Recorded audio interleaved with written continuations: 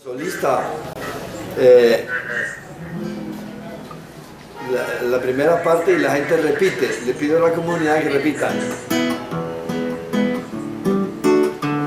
El día de mi bautismo Dios me llamó.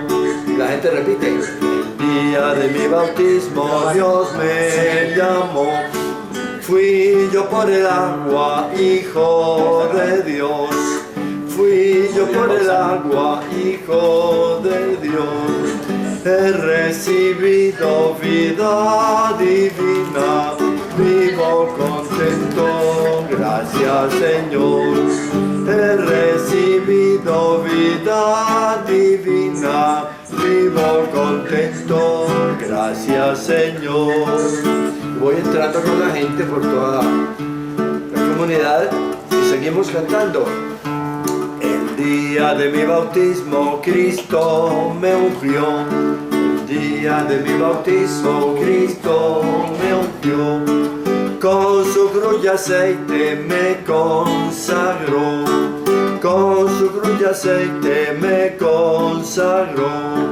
Soy sacerdote, rey y profeta. Vivo contento, gracias Señor.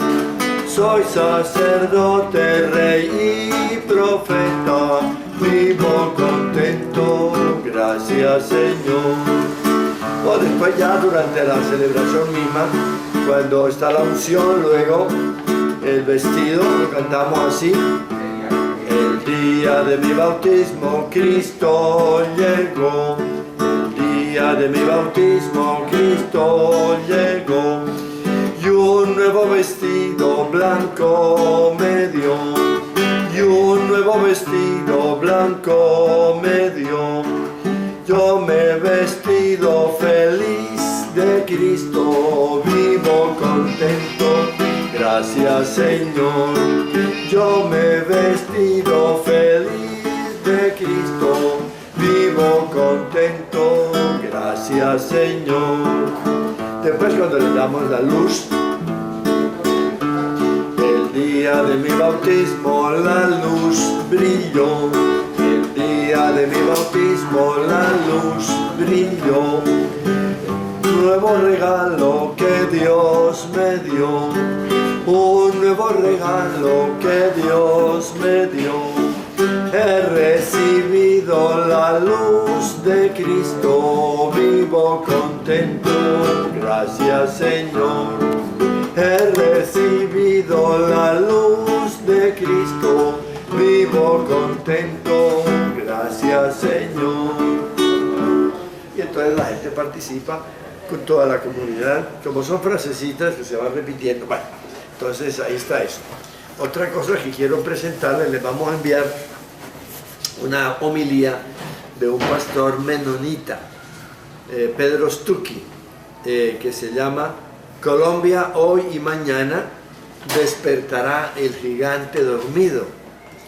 Es una homilía que hace una paráfrasis de la carta a los Romanos, del capítulo 10, cuando Pablo dice: yo sufro mucho porque mis hermanos judíos no creen en Cristo y tal. Y este hombre, muy sinceramente, no es un ataque a la Iglesia Católica para nada.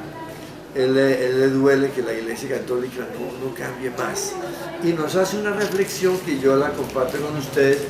Son 2 paginitas y les llegará allá para que la lean también, a ver si eso nos mueve al cambio, ¿no? Al cambio. Es para eso. Y un documento que me parece muy importante que lean es del Consejo Pontificio de la Cultura, Jesucristo portador del agua de la vida. Es sobre la nueva era. Entonces tiene todo lo que usted necesita saber, muy bien descrito y escrito sobre la nueva era, que es muy actual. Es la religión de este mundo secularista. La religión de los indiferentes, de los que no necesitan a Jesucristo y a la Iglesia. Entonces, vale la pena conocerlo y entrar muy bien en eso. De una coñita muy simple, también me parece importante compartirles que estoy leyendo la revista colombiana, española pero colombianizada, Vida Nueva. y me parece que tiene unos artículos muy actuales y muy objetivos y muy inspiradores para nosotros en Colombia, así que la sede principal está en Bogotá, Vida Nueva, que dirige Javier Darío Restrepo. Bueno, paréntesis, bien. Vamos a trabajar hasta las 11:30. Entonces tenemos pues una hora prácticamente para lo que quiero proponerles. Y es responder a esta pregunta. ¿Para qué es el bautismo? Estoy en la página 27. ¿Para qué? ¿Para qué? Entonces, ahí me gasto este rato, espero hacerlo. Entonces, hay una homilía de San Basilio, está en la liturgia de las horas. Yo la tengo, bueno, en la liturgia de las horas, la puse ahí en el cuadernito en la página 147, ¿sí? Ustedes la tienen ahí. La transcribí porque me parece muy iluminadora, ¿no? Dice San Basilio que el bautismo es para eliminar el pecado. Eliminar. Y eso me parece bastante clarificador para nosotros, ¿no es cierto? Eliminar el pecado. Así que no es para borrarlo con este borrador, ni con limpiarlo con un detergente, eso es muy poquito, no. El problema es más complicadito, se lo voy a proponer de acuerdo a la revelación en el Nuevo Testamento también, ¿no es cierto? Les voy a tratar de compartir eso que he aprendido con el Padre Baena. Dejamos lo de la locura, ahí lo tienen para que lo miren en la Carta a los Corintios, cuando uno se pone a practicar en serio y alegremente el Evangelio. Bien. Entonces, vamos a leer en el capítulo 15 de Mateo una respuesta que Jesús da a los fariseos. Capítulo 15, verso 10. Los fariseos habían dicho a Jesús, oiga, ustedes no se lavan, sus discípulos no se lavan antes de comer, ¿eso cómo es? Eso está mandado por la ley, tienen que lavarse las manos. Entonces dice eso, bueno, sí, está bien, hay que lavarse las manos, pero no vamos a exagerar tanto. Y entonces empieza a decirles el 15:10, dice, y llamando a la gente les dijo Jesús, escuchen atentamente, no contamina al hombre lo que entra por la boca, sino lo que sale de ella. Eso es lo que realmente contamina al hombre. No, esta frase es escandalosa. Ustedes no se imaginan, en el contexto de la época merecía que lo cogieran a pedradas, porque esa frase tumba, echa al suelo cantidad de textos de la ley de Moisés. Ahí los tienen ustedes, Levítico, todo lo mandado por el Pentateuco, prohibiendo comer carne de cerdo, morcillas con sangre, animales con escama, con casco hendido, cerdo, todos esos. Bueno, eso ya, con eso merecía Jesús la pena de muerte, nomás con haber dicho eso. No contamina al hombre lo que entra por la boca, sino lo que sale por ella. Ahí donde uno ve que Jesús es un hombre libre, ¿no? Permitirse a nuestro Señor decir eso es mucho atrevimiento, pues, delante de los demás. Entonces, miren que lo que les digo es verdad, porque ahí mismo entonces se le acercaron los discípulos y le dijeron, ¿sabes que los fariseos se han escandalizado al oírte hablar así? Pues claro, eso tumba Levítico, Deuteronomio, mírenlos allá. Él le respondió, toda planta que no plantó mi Padre del cielo es arrancada. Déjenlos, son guías ciegos. Y un guía ciego guía a otro ciego, ambos se caen al hoyo. Pedro le contestó, explícanos esta comparación. Entonces les dice, también ustedes siguen sin entender, como rascando de la cabeza, ¿no? ¿No ven? Entonces, ¿no ven que lo que entra por la boca lo que entra pasa al vientre y luego es expulsado del cuerpo, pues él iba al baño todos los días como nosotros. En cambio, lo que sale por la boca brota del corazón. Y voy a pintar un corazón aquí. No soy experto en dibujo, pero bueno, yo voy a intentar. Un corazón, como es el que pintan enamorados por todas partes. El corazón. Dice Jesús que lo que sale por la boca viene del corazón. ¿Cierto? Este es el corazón de nosotros. Dice, lo que sale por la boca brota del corazón y eso es lo que contamina al hombre. Y añade, porque del corazón del hombre salen las malas intenciones. 1.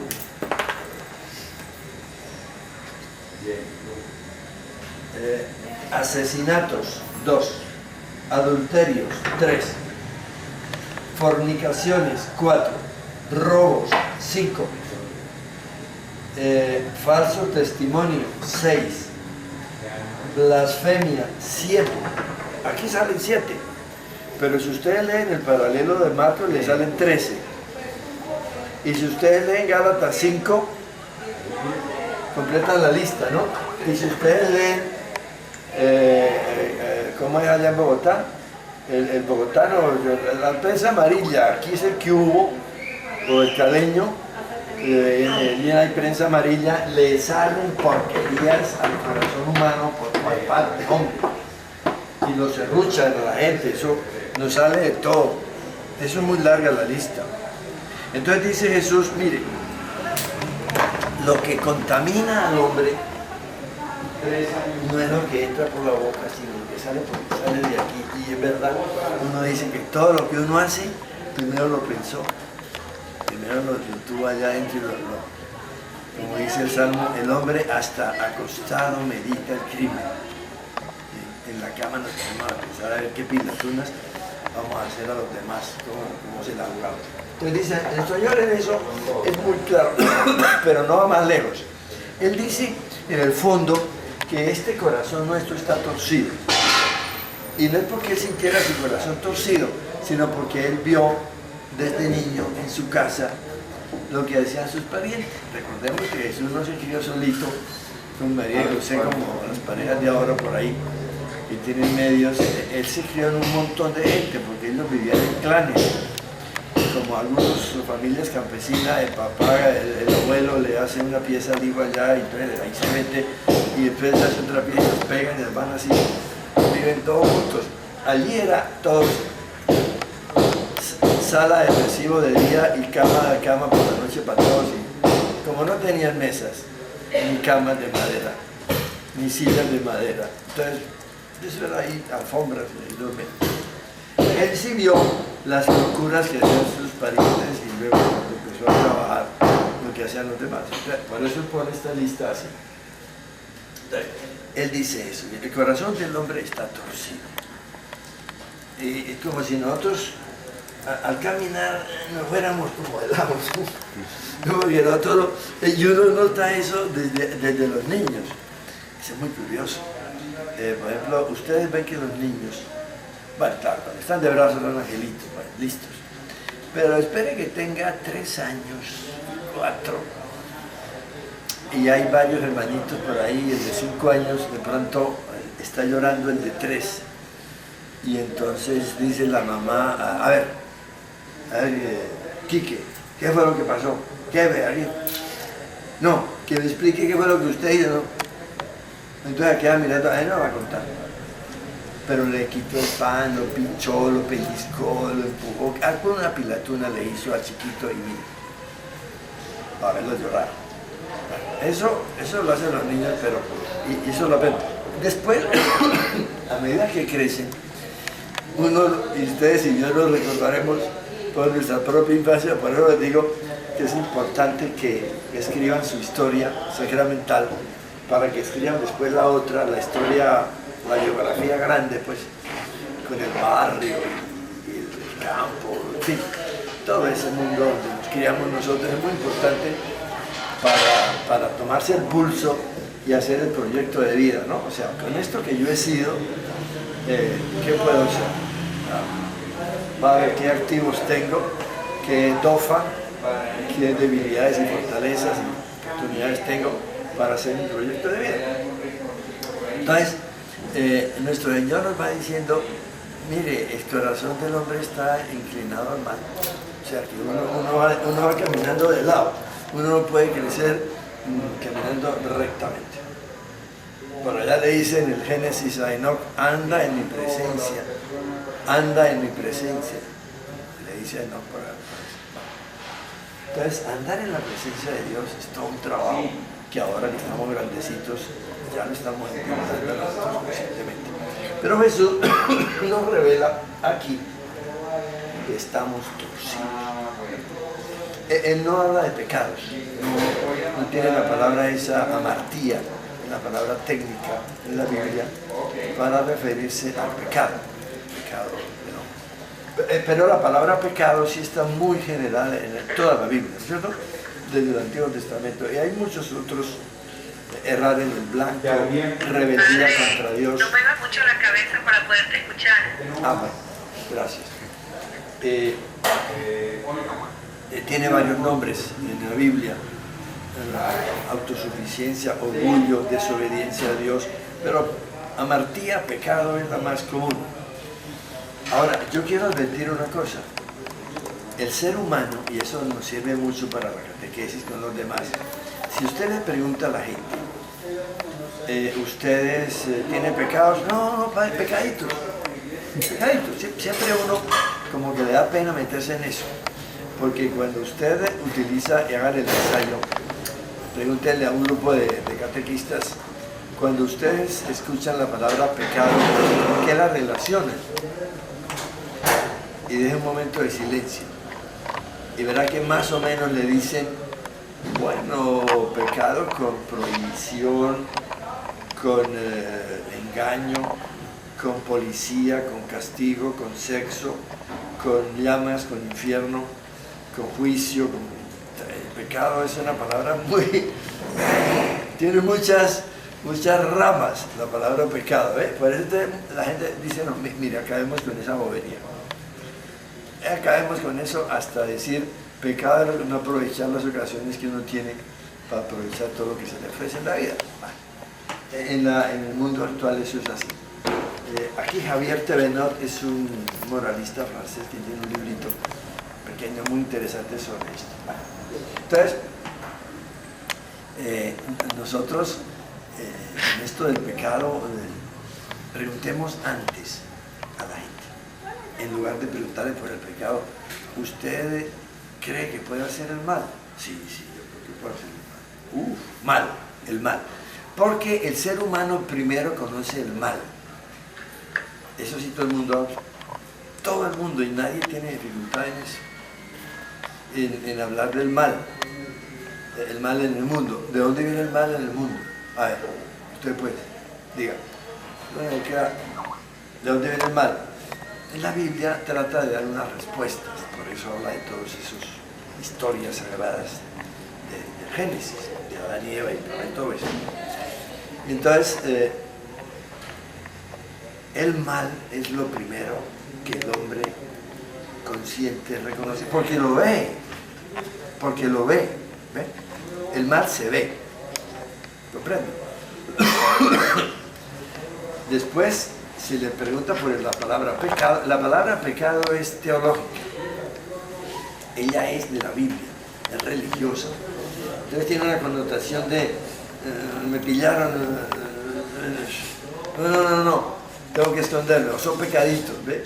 Tengo pecaditos, pero no soy pecador. Y la Biblia lo que dice es que sí, soy pecador. Sí. Por eso todos los días empezamos la Eucaristía pidiendo perdón. No es por costumbre que tiene la Iglesia Católica.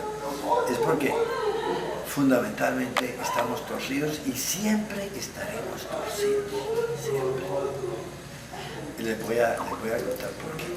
Bueno, entonces, esto es como el planteamiento de nuestro Señor. Jesús habla de esa manera. Padre, qué pena, repítenos un poquito yo una sola palabra, ¿vale? Sí. Qué pena molestar. No, tranquila, muchas gracias. Estaba diciendo que nosotros estamos torcidos y permanecemos torcidos toda la vida, eso no se nos quita. Pero voy a decirles por qué. ¿Ustedes qué relación encuentran entre el corazón y este reguero de miserias que hacemos? Nosotros llamamos este reguero pecados, ¿ven? Ahí nuestro lenguaje no es muy acertado, no es muy cercano a la realidad. Y les voy a decir por qué. Dice, parto de Jesús, Jesús dice, no es lo que entra por la boca lo que contamina al hombre, sino lo que sale. Porque del corazón salen los robos, los asesinatos, las fornicaciones, bueno, todo eso. Miren, una diferencia. Eso ustedes lo pueden comprender. Y la gente lo entiende muchísimo. Si un niño llega a usted y le dice, ay hermana, yo me siento mal, ¿sabes? Yo tengo, no sé, tengo un desaliento, y usted le dice, ay muestre, uy sí, usted está prendido en fiebre, muestre, le pone el termómetro, uy, pero usted ya tiene 39. ¿Qué sospecha la mamá que tiene su hijo de 5 años? Pues que adentro tiene una infección, ¿no es cierto? Adentro. Y la fiebre, ¿qué es? Pues un síntoma, o vómito, pues, o diarrea, cualquier cosa de eso. Este reguero, ¿cierto? Lo que se ve son los síntomas. La torcedura no se ve, la infección. Entonces la pregunta es esta: ¿qué relación hay entre esta torcedura, la infección y los síntomas? ¿Qué relación hay? Ustedes ya lo saben, ya lo dijeron, ¿cierto? Esta es la causa y estos son los efectos. El que entienda eso ya va comprendiendo mejor la cosa. La causa es mi corazón torcido siempre. Y ese es el pecado bíblico del origen. La torcedura, la quiebra que traemos desde el principio y que no se nos va a quitar. Pero esto no es lo que nos condena. Esta torcedura no es la que nos condena. Estamos en creación, porque Dios nos está sacando de la materia, nos está creando, entonces somos imperfectos por eso. Pero estos efectos son los que ataca a nuestro Señor Jesucristo y todo el Nuevo Testamento, esta miseria. De tal manera que sin dejar nosotros de estar torcidos, o sea, de ser pecadores fundamentalmente, sí se puede evitar los efectos. Esto se llama más bien es acto pecaminoso, ¿no es cierto? Nosotros lo llamamos pecados, pero propiamente estos son actos pecaminosos, o sea, el efecto de la causa. Ataque la causa, atáquela. El médico da unos remedios para la causa. Yo en estos días, ayer y hoy estoy tomando unos antibióticos porque tengo unos bronquios que no me funcionan muy bien. Tenía miedo de que no fuera capaz. Pero el médico es muy acertado, me dio muy buenos antibióticos, entonces me sostengo. Él ataca la causa para que el efecto sea mi voz aceptable, más o menos aceptable. No esté moqueando y bobeando pues todo el tiempo. Entonces, la revelación se ataca es a ver cómo neutraliza la causa y usted con su libertad le colabora a mi Dios para que no produzca este reguero de miseria, y esto es lo que se llama la conversión del cristiano, la renovación espiritual. Bueno, eso es lo que se desprende de este texto de Mateo 15:10. Y Jesús termina después, mire, dice, bueno, esto es lo que hacen contaminado al hombre, pero comer sin lavarse las manos no. Pues dice que no, y tiene toda la razón. De manera que démosle vueltas a este texto, lo tienen ahí en su página 28, 29, 30, porque ¿qué es lo que estamos haciendo nosotros? Estamos, por ejemplo, los ladrones, entre la charia de los les cortan las manos. ¿Usted cree que cortando las manos, reprimiendo, el tipo deja de ser ladrón? Hombre, si aquí mismo en Colombia hasta desde la cárcel están haciendo crímenes. Eso no, reprimiendo no. La represión no sirve. No, porque el corazón mío está torcido, yo sigo en mi negocio, ¿a usted qué le importa? Entonces eso no sirve para nada. Pueden asustarme un ratico, eso me pasa. Todos tenemos historias de sustos que nos han hecho y eso no dura mucho. Bueno, entonces, los frutos de don pecado, este don pecado, son graves. Él está aquí. Es uno solo. Don pecado, es una fuerza. Y él quiere reinar, inclusive quiere reinar en cada persona. Sí, quiere, y nosotros nos especializamos. Hay gente que se especializa en robar plata, fincas, mujeres los que les gusta, petróleo, otros les gusta el petróleo, otros les gusta más bien los hombres, roban, conquistan hombres, otros les gusta fincas, la ley de tierra de Colombia.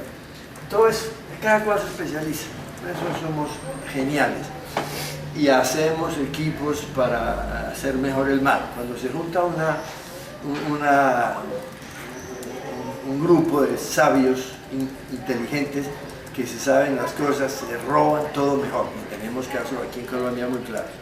Tipos muy hábiles para robar todo lo que quieren y lo hicieron y lo siguen haciendo. ¿Ven? Entonces ponemos al servicio de don pecado la inteligencia. Qué tristeza, qué tristeza. Esos somos nosotros.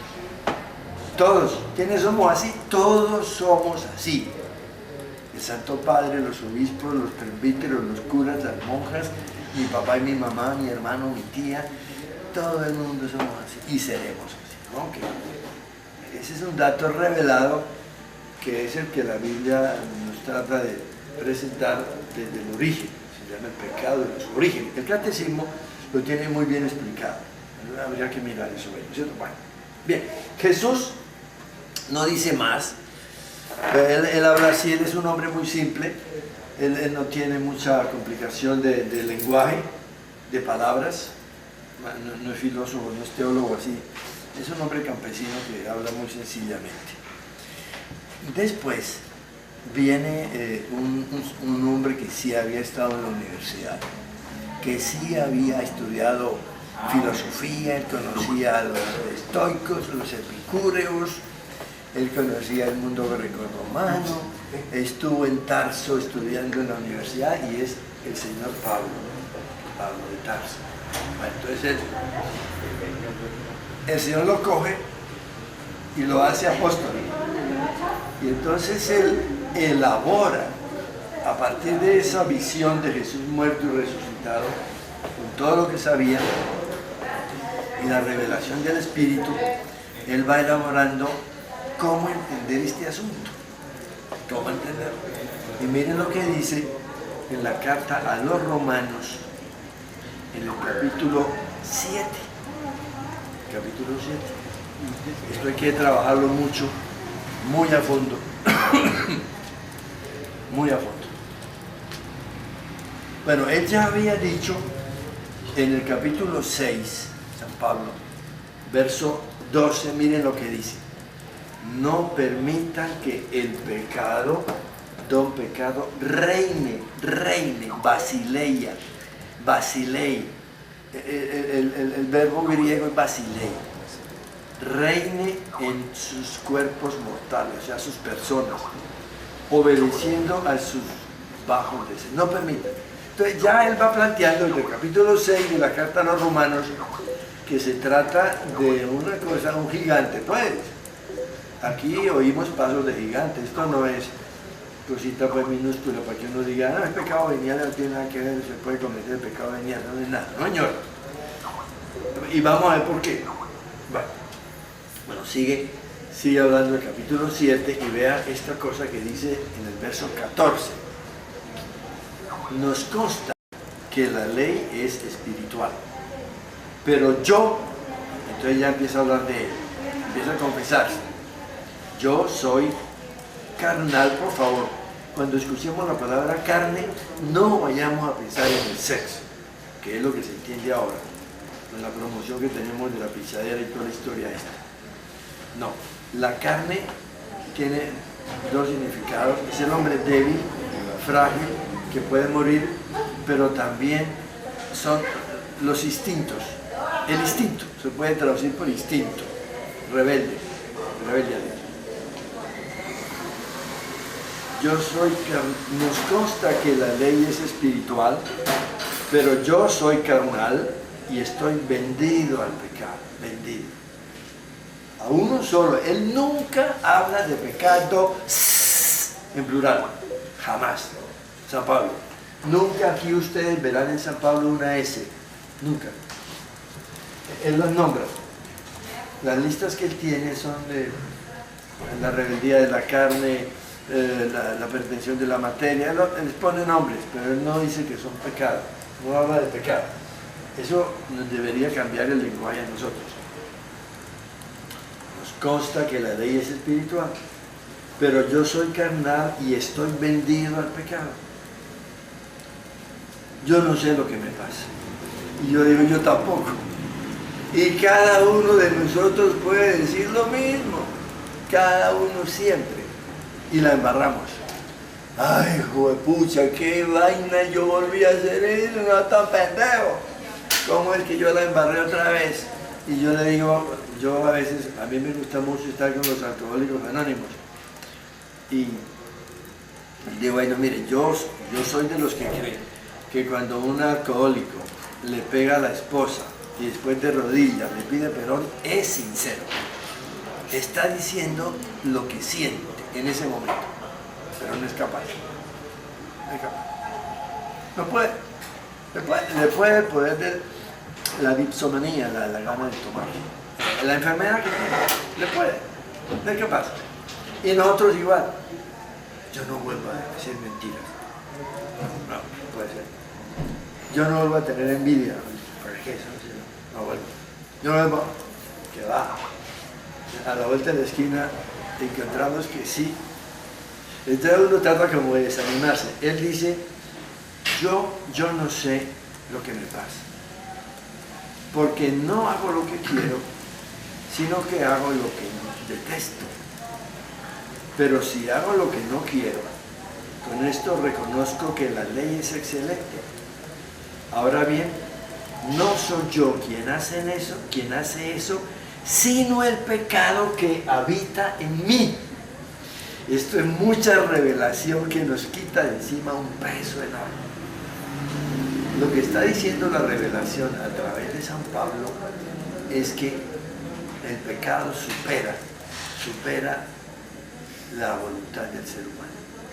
Hay 3 textos en el Nuevo Testamento que hablan de eso, ahora lo vemos. ¿No? Entonces, el pecado habita en mí. Tengo un inquilino miserable que no me paga riendo y sí hace conmigo lo que quiere. ¿Qué lío es? ¿No? Habita, y dice 3 veces en este texto, ¿no? Habita en mí. Ahora bien, verso 17, no soy yo quien hace eso, sino el pecado que habita en mí. Segunda vez, sé que nada bueno hay en mí, es decir, en mis bajos instintos. Aquí no hay nada bueno, ni don pecado. El deseo de hacer el bien está a mi alcance, pero no realizarlo. Primer texto. El deseo de hacer el bien está a mi alcance. Todo es gracia, amigo mío, déjese de bobear. Póngase en las manos de mi Dios y entréguese a Él. Y deje que Él reine en su corazón y verá que ahí sí es capaz. Porque ahora vemos cómo nos ayuda. No hago el bien que quiero, sino que practico el mal que no quiero. Pero si hago lo que no quiero, ya no soy yo quien lo ejecuta, sino el pecado que habita en mí. Vuelve otra vez y pone eso otra vez. Verso 21. Y me encuentro con esta fatalidad, que deseando hacer el bien, se me pone al alcance el mal. Como dicen tantas canciones, que por andar buscando una se me presentaron dos. Ah, por favor. Y luego que amar, si amar es pecado, y seguiremos pecando. Y hay cantidad de canciones con el pecado ahí metido de una manera superficial, burletera e irresponsable. Vamos a pecar. Hay gente muy cínica en eso. Eso estudien las canciones, por favor. Yo lo he hecho en parte. Rancheras, vallenatos, tangos, bueno, de todo. Ahí se usa el pecado. Si es pecado el amar, que el cielo dé una explicación, es un bolero. Si es pecado el amor, que el cielo dé explicación, porque es mandato divino. Entonces ahí la gente, pobrecito. Y esto es lo que evangeliza a la gente. Nuestro pueblo eso es lo que escucha. Lo que tiene en la cultura, eso es la cultura. Y lo tenemos hasta en los tuétanos. Ojo, estamos delante de un desafío bien grande, oigan. Y me encuentro con esta fatalidad, que deseando hacer el bien se me pone al alcance el mal. 22. Estamos trabajando Romanos capítulo 7. Y estoy en el verso 21, para hacer el enganche, y me encuentro con esta fatalidad, que deseando hacer el bien se me pone al alcance del mal. En mi interior me agrada la ley de Dios. En mis miembros descubro otra ley que lucha, guerrea con la ley de la razón y me hace prisionero de la ley del pecado que habita en mis miembros.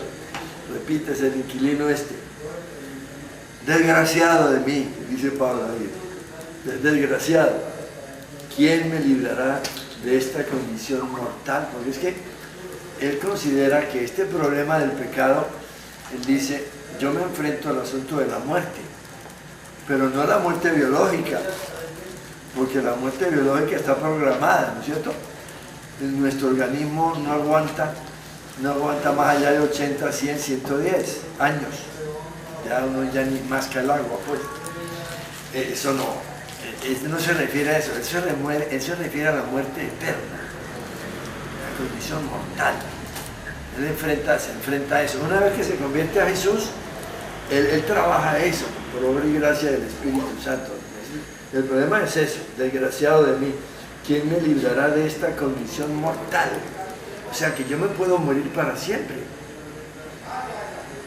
Y responde, gracias a Dios por Jesucristo nuestro Señor. En resumen, con la razón yo sirvo a la ley de Dios, con mis bajos instintos a la ley del pecado. Bueno, esto queda planteado ahí. Ustedes tienen eso a partir de la página 32 de su librito, el segundo. San Pablo, cuando dice que el pecado habita, vimos que lo dice 3 o 4 veces, utiliza un verbo griego, oikei, que es exclusivo para personas. Y quiero insistir en eso porque hay una confusión para algunas personas. Oikei, no se dice que una tortuga, oikei, habita en una playa y ponen los huevos ahí, aunque ellas habitan ahí. Tienen otro verbo en griego, o un pajarito, oikei, en un árbol. No. Oikei es un verbo griego usado para personas. Entonces dice, el pecado, oikei, habita en mí. Esto ha generado una confusión cuando no se ha estudiado bien el griego y sus significados lingüísticos, en creer que es que el diablo le metió. Que el diablo le metió a la persona. El diablo no puede habitar personas. Y ojalá me lo entiendan, porque hay una ola de esa cuestión. Y estamos bombardeados de fuera de la iglesia, pero ya se está metiendo en la iglesia también. Entonces ahí, ojo, porque pensando que el diablo es alguien, y sí lo es una persona, por este verbo oikei. Lo que Pablo está diciendo es que el responsable del acto pecaminoso es el ser humano. Pablo no le echa la culpa al diablo de nada, él no se enreda con eso.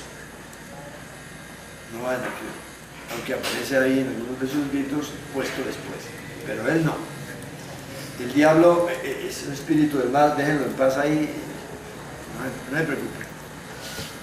Él tiene otro oficio ahí. Pero el pecado es como alguien. Y otra razón por la cual el diablo no puede habitar personas es esta. ¿Qué tal que ustedes, cuando vuelvan ahora a su casa, encuentren ahí un trasteo ahí en la puerta, un cráneo trasteando a meter chécheres en su casa? Y usted les dice, oiga, ¿y usted para dónde está metiendo? No, aquí no vengo a pasar aquí. Pero no, pero nosotros vivimos ahí. Ahí está ocupado el puesto. O sea, el puesto del ser humano está ocupado por Dios también. Dios es el otro inquilino y vamos a verlo. ¿Ve? Por eso el diablo no puede habitar personas. Porque el ser humano solamente está habitado por Dios y por esta fuerza del pecado. No una fuerza, un reino, una tiranía. Miren, entonces pasemos al capítulo 8. Capítulo 8. Bueno, el capítulo 8 comienza muy bonito. Ya no hay condena para los que pertenecen a Cristo y empieza a hablar de eso. Voy a pasar al verso 5, capítulo 8, verso 5. Los que se dejan guiar por los bajos instintos tienden a lo bajo. Los que se dejan guiar por el Espíritu tienden a lo espiritual. Los bajos instintos, aquí nombra bajos instintos a la carne, ¿ven? Los bajos instintos tienden a la muerte eterna. Los bajos instintos tienden a la muerte, el espíritu tiende a la vida y la paz. Porque la tendencia de los bajos instintos se opone a Dios, ya que no se somete a la ley de Dios, ni pueden hacerlo. Un texto que les digo, no pueden hacerlo, no podemos. El ser humano abandonado está pecando, estamos perdidos. No, realmente esto es muy serio, ¿no? Por eso la urgencia de evangelizar, de anunciar a nuestro Señor. Por eso Él tiene tanta misericordia con esa pobre gente perdida, pecatada, pues. Pero pues Él sabe bien de qué pasta nos está creando, la pasta esta. Pues claro. Verso 6. Los bajos instintos tienden a la muerte. El espíritu tiende a la vida y la paz. Porque la tendencia de los bajos instintos se opone a Dios, ya que no se someten a la ley de Dios ni pueden hacerlo. Y los que se dejan arrastrar por ellos no pueden agradar a Dios. Qué lindo el verso 9. Pero ustedes no están animados por los bajos instintos bautizados, sino por el Espíritu, ya que el Espíritu de Dios habita en ustedes, otro inquilino. Ese es el segundo inquilino. Quien dice Espíritu dice Trinidad, porque veíamos ayer que el Espíritu, ellos no, el Padre, el Hijo y el Espíritu no son como tres personas, así como tres tipos allá. Veas este tipo que está en la esquina, no. La palabra persona aplicada a la Trinidad no corresponde correctamente, pero bueno, esa fue la que encontraron. Entonces, la Trinidad habita también. Aquí está Dios. Dios habita. Ustedes recuerdan lo que vimos ayer. La encarnación del Hijo de Dios está funcionándole a usted. Entonces, Dios tiene su manera de neutralizar esta fuerza para que no produzca estas miserias. Ya se puede. Estamos salvados. Y la salvación es eso. Ayer veíamos que la noción de salvación en la gente es muy vaga. Cuando yo me muera, no, ahora. Es ahora. Olvídese. La Trinidad pone en jaque don pecado. Si usted quiere, pues. Entonces, mire, toda la vida cristiana se resume, se concentra, se reduce en optar. Es como, usted ¿para qué lado está? Se hará hijo de Dios, Él lo dominará. Y ese es el reino de Dios, hombre. El reino de Dios sucede cuando usted permite al Espíritu de Jesucristo saturarlo, empaparlo como esponja. ¿Recuerda ayer el bautismo? Empapar. Revestido de Jesucristo. Y usted, estas boberías que le parecían tan atractivas y que no podía zafarse de ellos, ¡oh! Usted puede.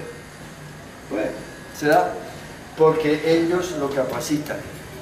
2 Corintios capítulo 3, verso 5. Nuestra capacidad viene de Dios. Hay otro texto muy bonito que les recomiendo en la 2 Corintios capítulo 12. Él dice allá en ese capítulo, les ha contado un poco las gracias, los dones que el Señor le ha dado, que sube al tercer cielo, porque bueno, son cuestiones, experiencias místicas de Pablo, que ojalá todos pudiéramos tener. Pero eso es normal, es un bautizado. Y dice, pero para que las maravillas de estas gracias no me hagan orgulloso, Dios me dio un aguijón de la carne, del instinto, ¿no? Y no sabemos en qué consistía. Para que me abofetee, para que me pegue, me humille. Por lo cual yo le pedí 3 veces al Señor que me lo quitara del sí. Capítulo 12. 2 Corintios.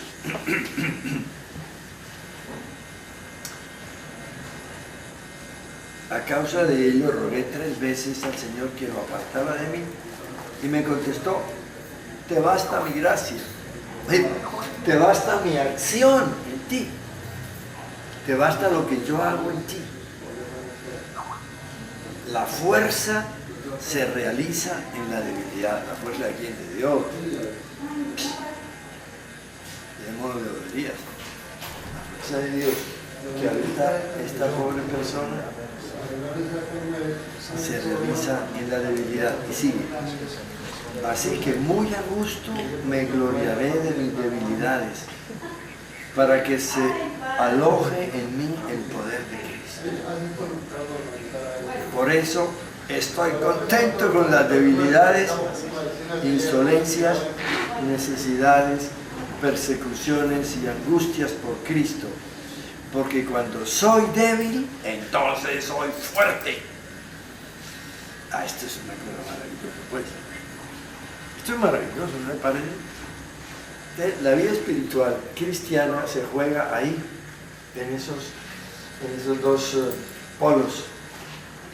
Y nosotros seguiremos teniendo tentaciones toda la vida. A veces cambiamos de tentación, otras veces aparecen otras. Ya espera uno por el poder, o por los títulos, o por, bueno, ya puede que no ha tenido cosas, entonces que me den medallas y todas esas boberías que inventamos los seres humanos para promocionar a él. Entonces, aquí dice, eso, como decía el campesino, por riquezas no me afano, mi empeño insano me guía, tengo el pan de cada día, si la víspera lo gano. Entonces, eso es una sabiduría popular muy sabia. Entonces, todo se juega a partir de esa doble opción. ¿Me entrego al servicio del Señor o me entrego a quién? Al poder del pecado. El pecado me va a esclavizar y yo cada día voy a meter más la pata. Entonces yo tengo aquí unas carteleras enfoquemos un poquito esta cartelera en donde aparece el corazón del hombre. Yo explicaba esto. Yo explicaba esto aquí en Cali, en un barrio popular, por el lado de Agua Blanca. No, pero hay un corazón. Entonces hay un corazón, dos corazones. Este corazón que están viendo es el corazón habitado por Don Pecado. De ahí salen toda esa cantidad de miserias, salen magia, cartas, brujerías, asesinatos, peleas, trago, sale todo eso sale de ahí. Y ellos lo pintaron así. Bueno, yo les di unas pistas a partir de esa Biblia que tiene dibujos. Y también pintaron este otro corazón que optó por el Señor, en donde del corazón del hombre entonces están saliendo otras cosas totalmente distintas. Trae servicio, desencadenar, trae la oración comunitaria, la fraternidad en el hogar, vecinos que se saludan, pareja que está en paz. Esas son las obras del Espíritu. Ustedes las encuentran muy claritas en Gálatas. A ver, Gálatas 5. Gálatas 5, en estas dos carteleras, están muy claritas ahí. Vean. Este Pablo, como buen teólogo, nos ayuda. Gálatas 5, 19. Las acciones que proceden de los bajos instintos son manifiestas: fornicación, indecencia, libertinaje, idolatría, superstición, enemistades, peleas, envidia, cólera, ambición, discordia, sectarismo, celos, borracheras, comilonas y cosas semejantes. Les prevengo, como ya los previne, que quienes hacen esas cosas no heredarán el reino de Dios. Usted no puede, porque ¿cómo va a reinar Dios ahí? Pero no es que nosotros creemos que no lo heredan porque Dios los castiga. Hombre, no. Es que usted no deja a Dios reinar. ¿No es?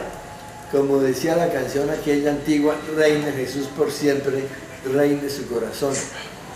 En nuestra patria, en nuestro suelo, te proclamamos Rey de amor.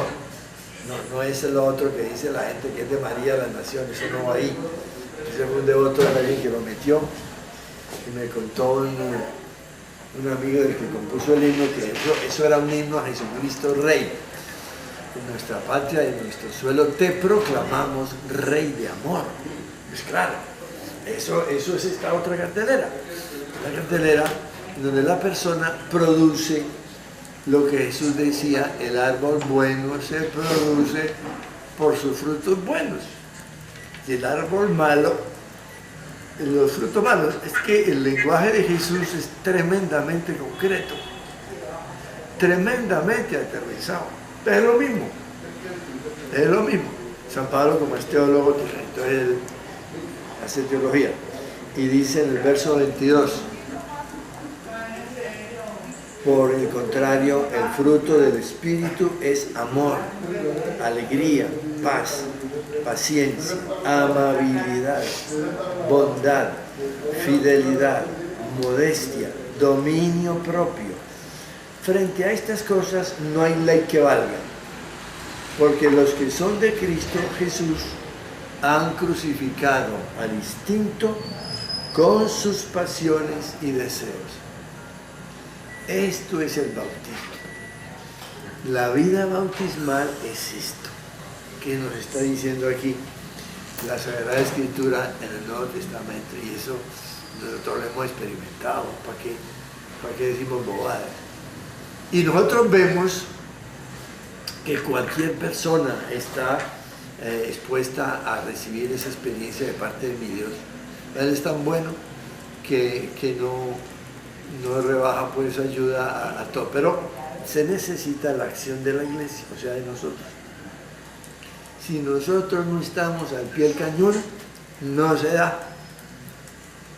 Entonces la mirada de nosotros sobre los demás cambia. Porque ya no va a ser en qué está fallando esta chica, en qué está metiendo la pata, no en quién, en qué la está embarrando, sino cómo puedo ayudarle a esta persona a que despierte, qué preguntas le puedo hacer, qué inquietudes le puedo sembrar en su corazón. Eso supone una pedagogía nueva. ¿Cómo hacía Jesús? Es igual. Como él hacía y cautivaba, porque fascinaba las personas.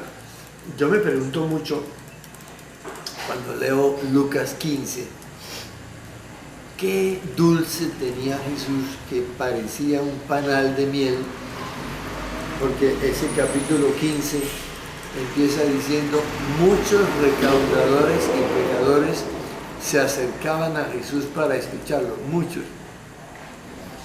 Cuando los recaudadores, que son ladrones, y los pecadores huyen de nosotros.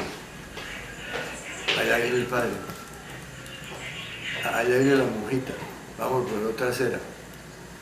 Entonces, o sea, Jesús tenía una atracción.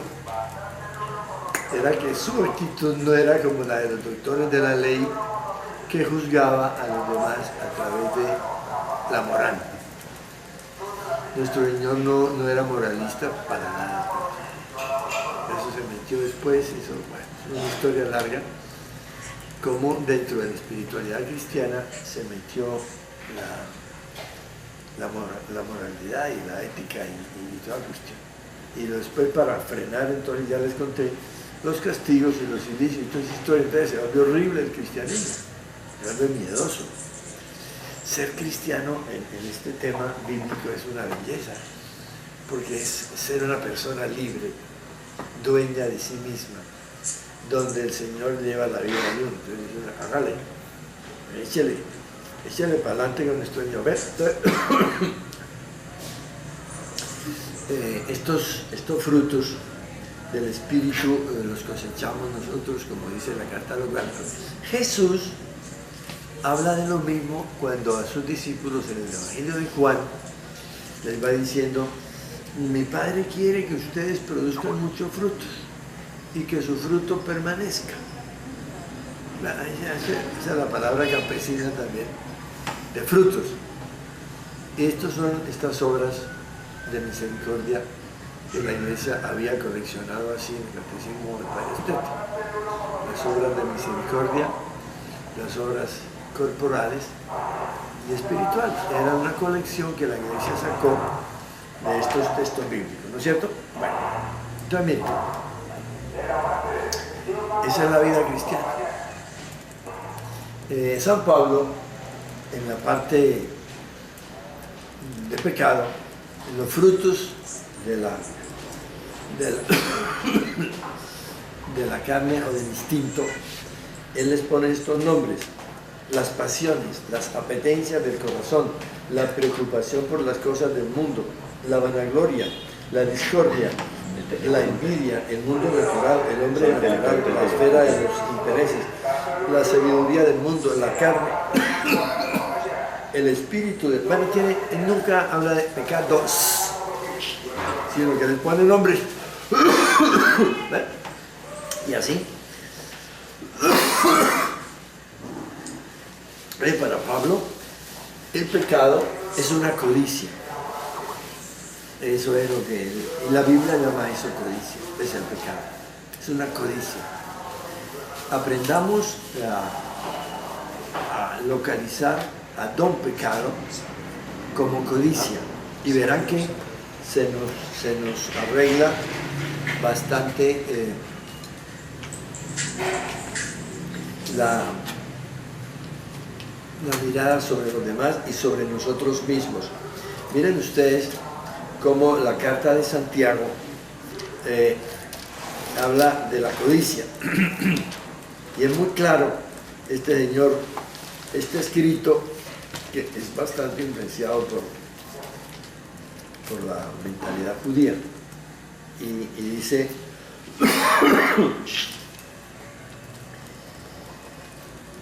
¿De dónde? En el capítulo 4. ¿De dónde nacen las peleas y las guerras? Sino de los malos deseos que siempre están luchando en su interior. Ustedes quieren algo y si no lo obtienen, asesinan, envidian y si no lo consiguen, pelean y luchan. No tienen porque no piden. O si piden, no lo obtienen porque piden mal. Porque lo quieren para gastarlo en sus placeres, adúlteros. No saben que ser amigos del mundo es ser enemigo de Dios. Siempre pone otra vez Santiago, es de Santiago capítulo 4. Pone esa, y esa es una lucha. San Pablo dice, hay algo que guerrea en mi interior. ¿Sí? Todos los días lo sentimos. Entonces, tenemos que entrenarnos en eso, ¿cierto? Y él dice que esa es la codicia, Santiago.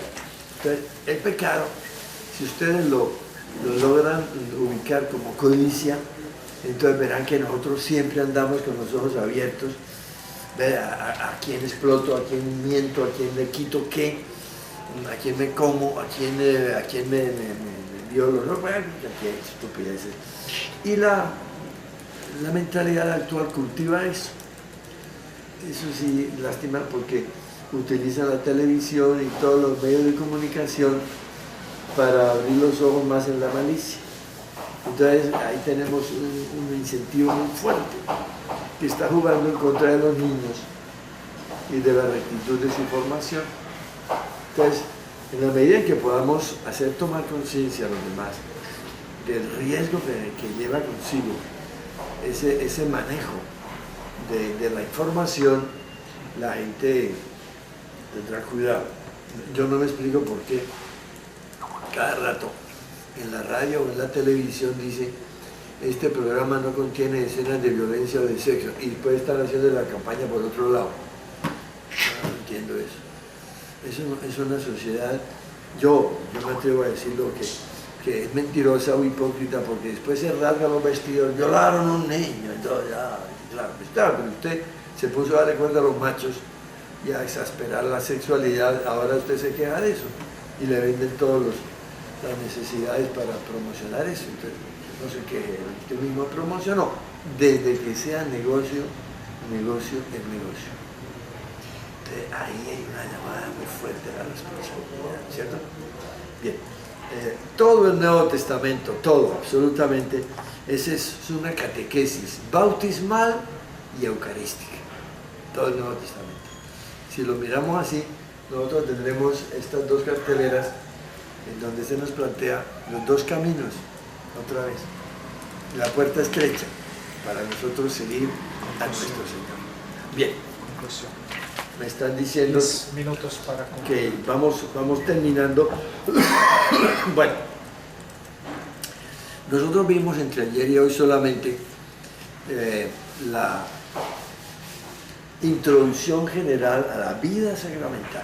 Ahora sí, leamos otra vez Efesios capítulo 1 y verán que se entiende mucho mejor.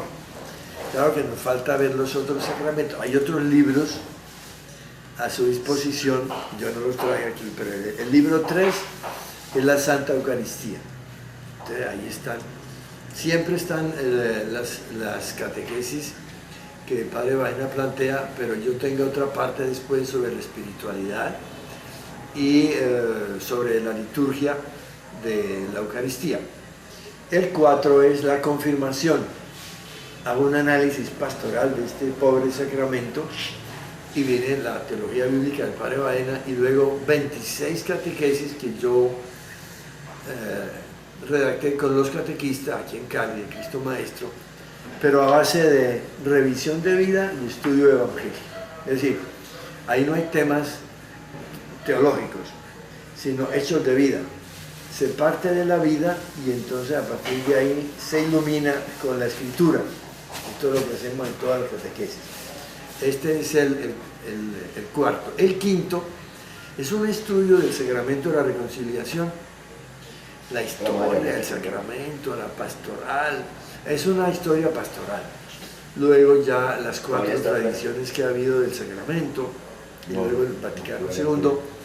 la renovación actual, propuestas para la renovación del sacramento de la reconciliación, y luego termino con un taller de la entrevista basado en Carl Rogers, para saber escuchar a las personas, saber preguntarles. Ese es el quinto librito. El sexto es el matrimonio. Es el sacramento del matrimonio. Está la teología bíblica de Padre Baena, y después hay una serie de ejercicios para enamorados. Entonces están ahí para que los disfruten. Y unos talleres también. Luego el séptimo es sobre el sacramento del orden. Estudio de la vocación, en fin, hay una antropología con Federico Carrasquilla, y luego hay unos testimonios de obispos y padres de América Latina sobre la vida de los presbíteros. También un poco la teología del sacramento del presbiterado, y una llamada Alentaré Pastores de Algo. El octavo libro es un libro contiene fundamentalmente el octavo la antropología, lo que llamaba Federico, o lo llama él la antropología existencial. Yo lo organicé en sus 3 partes que son de él, pero lo organicé de otra manera, con la pregunta: ¿ser cristiano una manera humana de vivir? Porque he llegado a la conclusión de que realmente, a partir de todo esto que hemos visto entre ayer y hoy, ser cristiano es un modo humano de vivir, y lo tiene mucho la carta de Ogeneto, que no leímos ayer, pero ustedes la tienen ahí en su librito número 1, el número 1, la carta de Ogeneto. Los cristianos viven en ciudades griegas y bárbaras según el cupo que les cupo en suerte, siguen las costumbres de los habitantes del país tanto en el vestir como en su estilo de vida, y sin embargo dan muestras de un estilo de vida admirable y a juicio de todos increíble, y describe la vida de los cristianos en el año 190, ¿no? Bueno, eso es este libro octavo. Ahí tienen las 3 partes. El hombre es un ser que se hace, un ser ahí en la situación, y un ser con toda la afectividad. Lo utilizo en el seminario mayor para los de tercero de filosofía como espiritualidad. Luego el décimo es una colección más bien de artículos, de algunas reflexiones sobre la música en la liturgia, los cantos, cómo escoger los cantos, cómo saber buscar las letras. Ojo con las letras, porque las letras son vehículo de la fe, y siempre desde el principio de la iglesia hubo eso. Inclusive la iglesia barrió todos los himnos que había en el siglo I y II y III, salvo los que están en el Nuevo Testamento, porque hay himnos aquí, y cuatro himnos: el Fosilarón o Luz Gozosa de la tarde de Jesucristo, el Te Deum, que todavía se dice, el Gloria a Dios en el cielo y paz en la tierra de los hombres, y las Odas de Salomón. De resto no sabemos los cantos de los cristianos del siglo I y II, se perdió. La iglesia borró porque los docetas y los gnósticos también hacían cantos, y entonces perdían a la gente. Lutero en el siglo XVI compuso cantos también, y hoy nos están metiendo cantos de otra fe, intimista, individualista, en el fondo protestante, en la iglesia católica, y ahí se está chiviando un poco el contenido. Hay que escogerlos de la...